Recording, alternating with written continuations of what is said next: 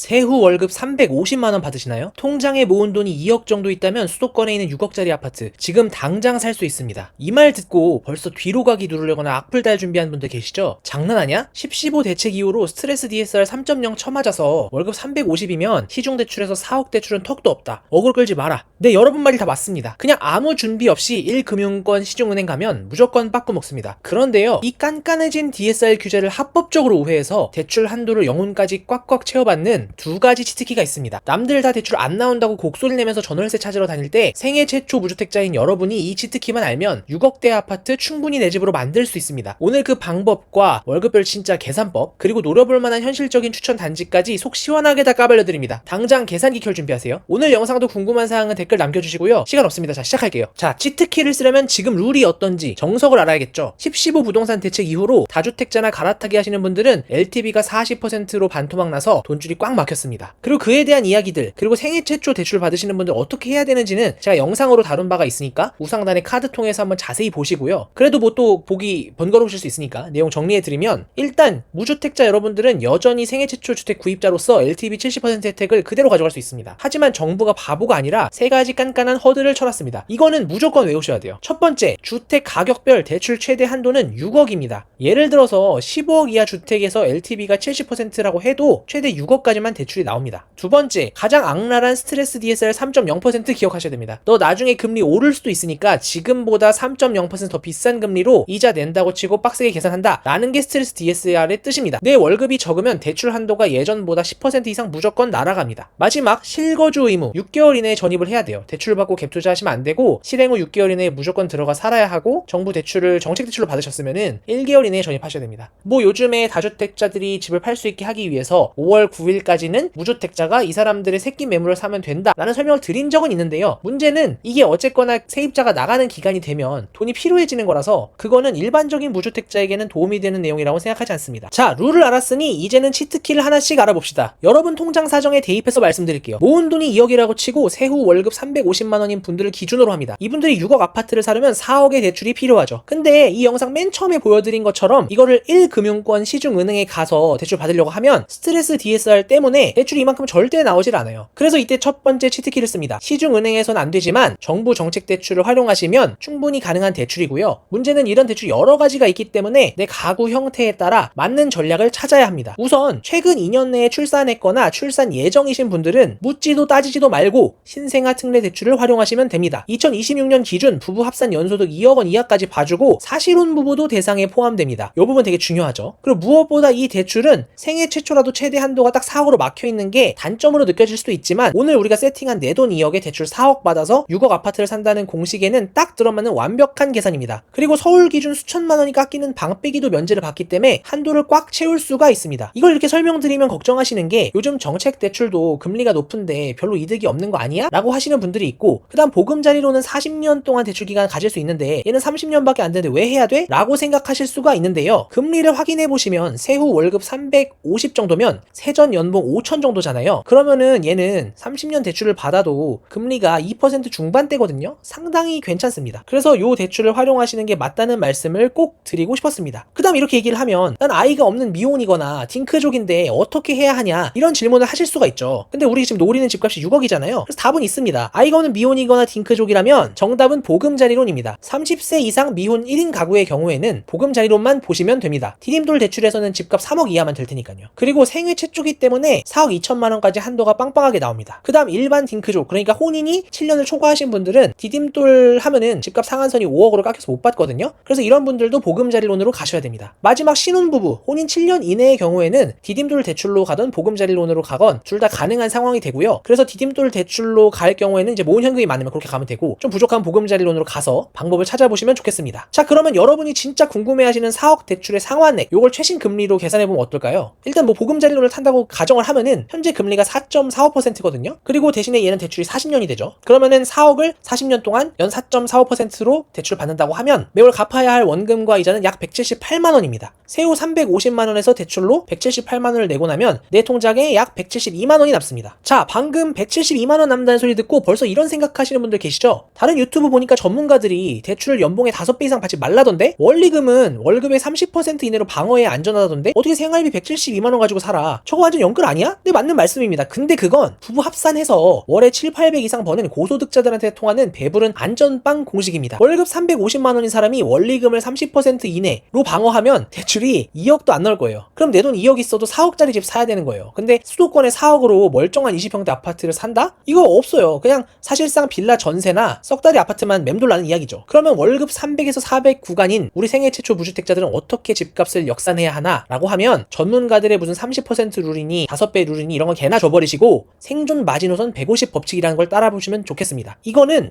월급이 다른 분들, 내 월급에 맞는 집값 대출액을 알려준다고 해서 이 영상에 들어오신 분들도 동일하게 적용하시면 됩니다. 생존 마지노선 150 법칙이라는 건 뭐냐면요, 비율을 따지는 게 아닙니다. 내 세후 월급에서 대출 원리금을 다 떼고 났을 때 내 통장에 최소 150에서 170이 남냐, 이것만 보시면 됩니다. 그래서 아까 350만 원에서도 대출 갖고 170만 원 나오면 생존 커트라인을 넘긴 겁니다. 내 세후 월급이 400이면은 생존비 150 빼면은 250 남는 거고, 이 250만 원을 몽땅 주담대 원리금 갚는데 때려 박는 겁니다. 정책 대출이나 보험사 대출 같은 걸 하면은 대출이 5억 넘게 나오거든요. 이런 경우에 2억 있는 사람이 7억대 아파트까지 노려볼 수 있는 거죠. 대출 이자 내느라 삶의 질이 떨어진다고요? 은행에 갚는 돈 안에는 내 자산으로 쌓이는 원금이 강제저축되는 게 포함이 되거든요. 첫 집 마련이잖아요. 이게 돈도 없고 벌이가 정한 상태에서 하려고 하면 원래 뼈를 깎는 고통이 필요합니다. 오마카세 안 먹고 배달 음식 줄이고 150으로 5년만 버티면 남들이 안전빵 찾으면서 전월세 떠돌 때 여러분은 등기치고 자본주의 열차에 올라타실 수 있습니다. 두 번째 치트키는 아까 살짝 언급했는데 보험사 대출이라는 게 있습니다. 이건 뭐냐면 소득 등의 조건이 안 맞아서 정책 대출을 못하거나 대출 한도가 더 필요한 분들이 계실 거거든요. 이럴 때 쓸 수 있는 합법적인 치트키가 바로 보험사 주택담보대출입니다. 생명보험사나 손해보험사 같은 이 금융권은 규제가 살짝 널널해서 DSR 50%까지 허용됩니다. 플러스 10%가 되는 거죠. 똑같은 월급이어도 시중은행 대신 보험사로 가면 대출 한도를 수천만 원에서 많게는 1억까지 끌어올릴 수가 있습니다. 그리고 이 얘기를 하면 이 금융권이니까 이자 폭탄 맞는 거 아니냐, 이런 생각 하실 수 있어요. 근데 최근 정부가 시중은행 금리를 하도 압박하다 보니까 오히려 보험사의 주담대 금리가 시중은행이랑 같거나 더 싸지는 금리 역전 현상이 종종 보이고 있습니다. 은행 한도가 모자라 억울했다면 금리 경쟁력까지도 밀리지 않는 보험사 주담대를 무조건 비교 견적해보셔야 됩니다. 이게 두 번째 치트키입니다. 자, 여기까지만 하면 자금 계획 완벽하게 쓰여진 것 같지만 여기서 뼈 때리는 현실 조언 하나 더 나갑니다. 6억짜리 집 산다고 통장에 2억, 대출 4억 이렇게 맞추고 계약서 쓰러 가시면 굉장히 위험해질 수 있습니다. 집을 사는 순간 숨만 쉬어도 날아가는 돈이 있습니다. 바로 부대 비용인데요. 6억짜리 집을 사면 취득세가 600만 원 넘게 나올 거고요. 부동산 복비, 등기 칠 때 법무사 비용, 이사비, 입주 청소, 도배 장판 이런 것들 합치면 타이트하게 잡아도 1,500에서 2,000 정도가 깨지거든요. 그래서 이 돈을 어떻게든 추가적으로 모으거나 잠깐 부모님 찬스를 써서 빌리시는 것도 방법이고요. 최대한 취득세를 포함해서 카드 할부를 할 수 있는 것들은 할부를 활용하시면 굉장히 좋겠습니다. 내가 현금 2억 들고 있다면은 2천만 원 정도를 어떻게든 추가로 확보해야 된다라고 생각하시라는 이야기고요. 이걸 안 하면 잔금날에 신용대출을 어떻게 받느니 되게 복잡한 일들이 발생할 수 있습니다. 맞벌이의 경우에는 이 문제가 어렵지 않게 해결될 수도 있습니다만 월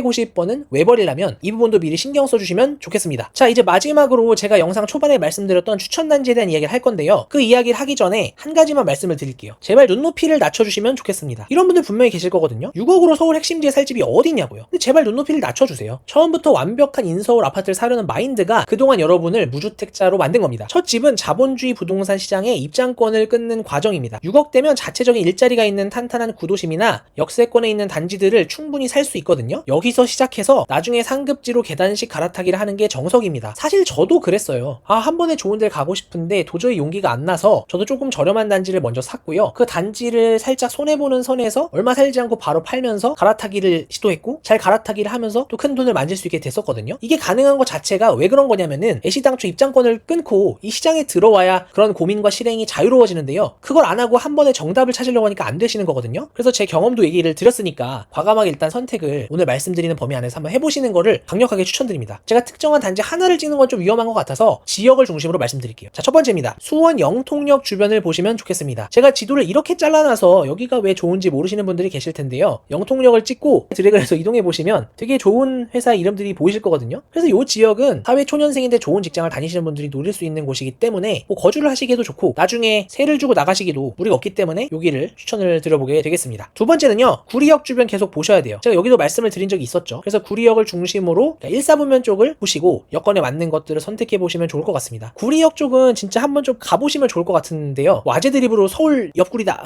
그래서 구리역인데 여기 공원들도 상당히 많고 인창동 C구역 쪽은 지금 계속 재개발 재건축이 이루어지고 이루어지고 있어서 신축들도 막 들어오고 있고요. 그래서 여기 자체 되게 좋아지고 있거든요. 그래서 이 지역은 가서 느끼시기에도 환경이 좋을 거고 동네가 개선되는 부분도 분명히 있는데다가 서울 접근성이 매우 뛰어나기 때문에 여기를 보시는 것도 굉장히 추천을 드립니다. 그리고 범계역 쪽은 제가 계속 말씀드렸죠. 평촌, 안양 평촌 말씀을 드렸는데요. 보통 평남 쪽을 보시거나 약간 왼쪽으로 가서 메가트리아 쪽 제가 많이 말씀을 드렸는데 지금 예산에서는 선택이 어려울 수가 있어요. 그래서 지금 보시는 거는 범계역을 기준으로 북쪽, 그러니까 평북이라 부르죠. 이쪽을 좀 보시는 게 현실적인 옵션이 될 것 같습니다. 여기도 보시면 아주 작은 극소형 평형들은 거래가 없고 상승 느낌이 나지 않아서 주저하실 수 있는데요. 실제로 사람이 들어가서 살만한 20평 초반대를 보시면 가격들이 여러분이 주저하던 사이에 많이 올랐거든요. 그래서 여기도 지금이라도 들어가 보시면은 좋은 선택이 될 것 같습니다. 그리고 죽어도 서울밖에 없어라고 하시는 분들도 분명히 계실 텐데요. 그런 분들은 더 이상 주저하지 마시고 창동주공, 상계주공, 중계무지개 그린 중에 선택해서 들어가시면 됩니다. 여기 별로죠. 재건축 50년 뒤에 될 것 같다는 얘기? 맞을 수도 있어요. 근데 그게 중요한 게 아니라니까요. 지금 타이밍을 보느니 뭐 물건을 보느니 이럴 상황이 아니에요. 그냥 내가 들어가서 살만한 곳이고 어쨌거나 이 시장에 발을 들인다는 관점으로 접근을 하시면 좋겠습니다. 그래서 여기를 보시는 거 저는 지금은 추천드린다 이렇게 말씀드릴게요. 자, 마무리하겠습니다. 대출 규제가 깐깐해졌다고 남들이 곡소리 할 때 이 영상으로 여러분들은 대출 치트키를 활용하셔서 좀 현실적인 단지들을 알아가시면 좋겠다고 생각을 했어요. 국가가 정해준 테두리 안에서 사실 레버리지 일으키는 거는요 그런 위험한 무지성 영끌이 아니에요. 국가가 기준을 정해준 거잖아요. 그리고 만약에 뒤에 마이너스 통장이나 부모님 찬스나 친구 찬스나 아니 뭐 친구랑 뭐 지분을 나눠서 사던지 아니 뭐 회사 대출이 있다면은 더 뻔뻔하게 용기를 내셔도 좋습니다. 여러 번 말씀드리지만 완벽한 타이밍이라는 건 없어요. 오지 않아요. 그리고 그런 거 있었는데 이미 놓치셨어요. 그러니까 오늘 알려드린 단지들 당장 임장부터 하시고 매수를 해보시는 걸 저는 추천드립니다. 평생 월세 살기에는 여러분의 능력이 생각보다 너무 훌륭합니다. 대출 내고 나면 뭐 돈이 없어서 어떻게 이런 고민 하지 마시고 그럴 시간에 월 현금 흐름을 늘리세요. 회사에서 열심히 일을 하시던 승진을 하시던 야근 수당을 받으시던 부업을 해서 월 현금 흐름을 늘리시던 그런 도전을 하시면서 적극적으로 인생을 쟁취해 나가셨으면 좋겠습니다. 여러분의 첫 내 집 마련을 진심으로 응원합니다. 오늘 영상 도움되셨다면 구독, 좋아요, 하이프 부탁드립니다. 감사합니다.